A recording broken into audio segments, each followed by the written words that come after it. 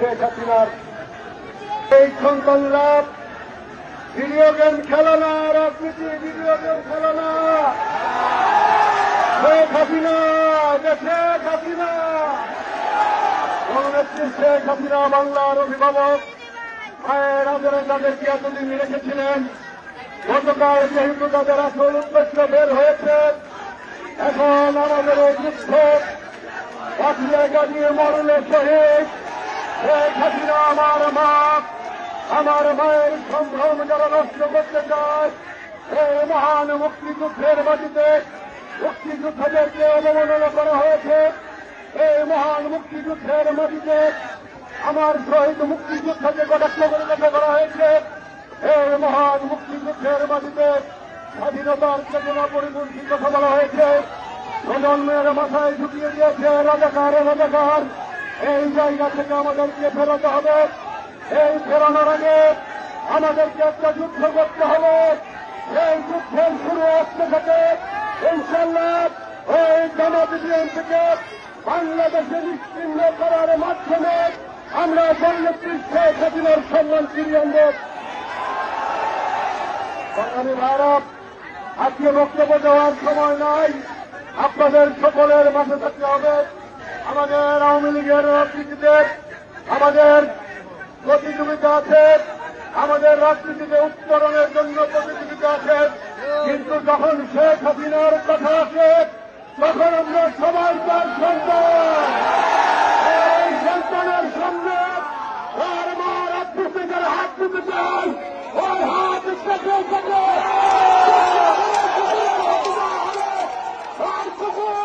বাংলাদেশের সকল মুক্ত পুকুর সেই হাত খাবে, সেটা তারেক জিয়ার হোক আর ময়মনসিংহের কোন জেলার বিএনপি জামাতের মতো হোক। আজকে থেকে আর বক্তব্য নাই, আমাদের আজকে থেকে এক দফা জামাত বিএনপি নিশ্চিহ্ন করার এক দফা। আমার বাবা যুদ্ধ করেছেন, আপনার বাবা যুদ্ধ করেছেন। এই দিন তারা যুদ্ধ করতে গিয়েছিল, সেই দিন ফিরে আসার কথা ছিল না। আমাদের বাবারা ফিরে এসেছিল, কিন্তু যার বাবা ফিরে আসেনি, যার বোন ফিরে আসেনি, যার মা ফিরে আসেনি, তারা 54 বছর বাংলাদেশে এদিন হিসেবে কাটিয়েছে।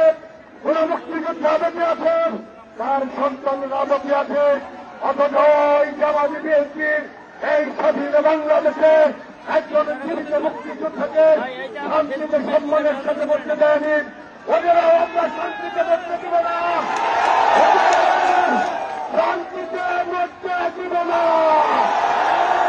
বাংলাদেশে তারেক জিয়া, বাংলাদেশে তারেক জিয়া ওই কাপুরুষের বাচ্চা, ওর বাবা ছিল জিয়াউর রহমান, মুক্তিযোদ্ধাদেরকে হত্যা করে আওয়ামী লীগকে নিশ্চিহ্ন করতেছে ক্ষমতায় এসেছিল।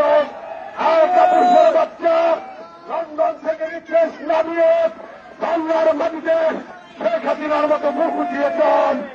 আর ওই কাপুরুষের বাচ্চাদের বিএনপিকে বলে দেই, জামাতকে বলে দেই, বাংলাদেশের পর থেকে তোদের আর কোন চিহ্ন থাকবে না।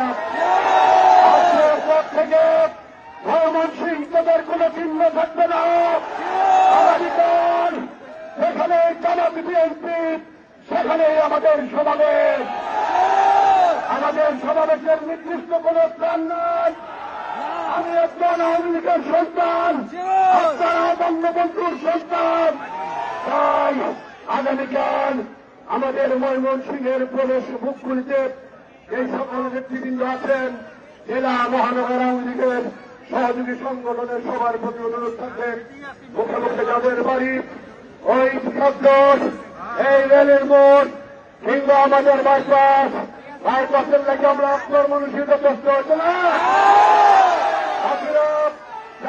খাদ্যের লোকজন খাদ্য সামলাবেন, 4 নম্বরের লোকজন আর ব্রিজের লোকজন ব্রিজ সামলাবেন।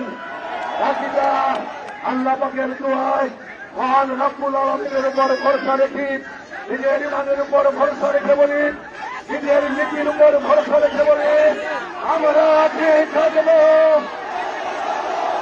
এই লড়াইয়ে জিততে পারো, তুমি কে আমি কে